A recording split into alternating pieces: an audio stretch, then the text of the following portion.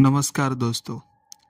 महाराष्ट्र के कई गांवों में आज भी ऐसी जगह है जहां सूर्यास्त के बाद जाने की कोई हिम्मत नहीं करता। कहा जाता है कि कुछ आत्माएं मृत्यु के बाद भी मुक्त नहीं हो पाती। उनकी अधूरी इच्छाएं उन्हें इस दुनिया में भटकने पर मजबूर कर देती है। आज की कहानी महाराष्ट्र के सातारा जिले एक छोटे से गांव की है, एक पुराने कुएं की और उसमें बसने वाले एक अतृप्त आत्मा की। कहानी को अंत तक जरूर सुनिएगा, क्योंकि इसका इसका अंत आपकी रूह तक कपा देगा। महाराष्ट्र के सातारा जिले में भिलौड़ी नाम का एक छोटा सा गांव था। गांव के बाहर एक पुराना पत्थरों से बना हुआ कुआं था। गांव के बुजुर्ग उसे सावित्री का कुआं कहते थे। लगभग 30 साल पहले सावित्री नाम की एक युवती की उस कुएं में गिरकर मौत हो गई थी। कुछ लोग कहते थे उसने आत्महत्या की थी, जबकि कुछ लोग का मानना था कि उसकी हत्या हुई थी। लेकिन सच क्या था, यह कोई नहीं जानता था। रात के समय उस कुएं के पास से गुजरने वाले लोगों को अक्सर किसी औरत के रोने की आवाज़ सुनाई देती थी। इसी वजह से गांव वाले सूर्यास्त के बाद उस रास्ते से नहीं गुजरते थे। एक दिन रोहन नाम का एक युवक पुणे से अपने गांव आया।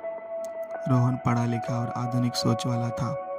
उसने भूत प्रेत जैसी बातों पर बिल्कुल विश्वास नहीं था। जब उसने सावित्री के कुएं की कहानी सुनी तो वह हंस पड़ा कि यह सब अंधविश्वास है। उसने कहा, गांव वालों ने उसे चेतावनी दी, रात में वहां मत जाना। लेकिन रोहन ने किसी की बात नहीं मानी।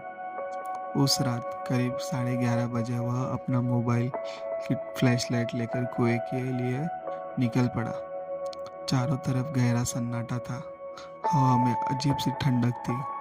दूर कहीं उल्लू की आवाज़ सुनाई दे रही थी। कुछ ही देर में वह कुएं के पास पहुंच गया था। पहले तो सब कुछ सामान्य था। वह मुस्कुराया और बोला, कहाँ है भूत? तभी अचानक उसे एक धीमी आवाज़ सुनाई दी, मुझे बचाओ।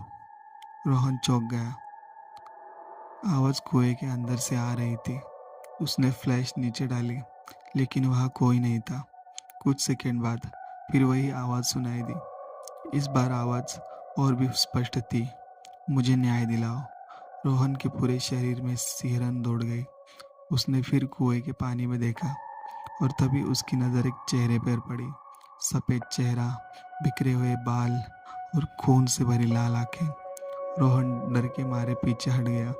अचानक उसका मोबाइल बंद हो गया। चारों ओर घना अंधेरा छा गया। उसी समय उसके अपने कंधे पर किसी के ठंडे हाथ का स्पर्श महसूस हुआ। उसका दिल जोर जोर से धड़कने लगा। वह धीरे धीरे पीछे मुड़ा और जो उसने देखा उसे देखकर उसकी चीख निकल गई। उसके पीछे एक औरत खड़ी थी। उसके लंबे बाल जमीन तक लटक रहे थे।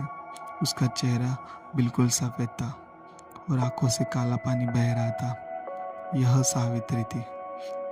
धीमी आवाज़ में उसने कहा, मेरा खून हुआ था, मुझे इंसाफ नहीं मिला। रोहन कांपने लगा। सावित्री ने उसका हाथ पकड़ लिया। अचानक रोहन की आंखों के सामने अतीत के दृश्य घूमने लगे। उसने देखा कि गांव के एक प्रभावशाली आदमी ने सावित्री की हत्या की थी। फिर उसके शव को कुएं में फेंक दिया गया था। पूरे मामले को आत्महत्या का रूप देकर दबा दिया गया था। अगली सुबह रोहन गांव लौटा। उसने जो कुछ देखा था सबको बताया। शुरुआत में किसी ने उसकी बात पर विश्वास नहीं किया, लेकिन कुछ पुराने रिकॉर्ड और गवाहों की मदद से जांच शुरू हुई। धीरे धीरे सच सामने आने लगा। आखिरकार यह साबित हुआ कि सावित्री की हत्या हुई थी। गुनहगार का नाम भी सामने आ गया। उस घटना के बाद फिर कभी किसी औरत के रोने की आवाज़ नहीं सुनाई दी। लोगों का मानना था कि सावित्री की आत्मा को आखिरकार न्याय मिल गया था। लेकिन आज भी कुछ लोग दावा करते हैं कि पूर्णिमा की रात उस कुएं के पानी में एक सफ़ेद परछाई दिखाई देती है, मानो सावित्री आज भी वहाँ मौजूद है और अपनी कहानी सुनाने को इंतज़ार कर रही है। तो दोस्तों, आपको लगता है कि सावित्री की आत्मा सच में न्याय मांग रही थी, या फिर सिर्फ यह रहस्यमय संयोग था?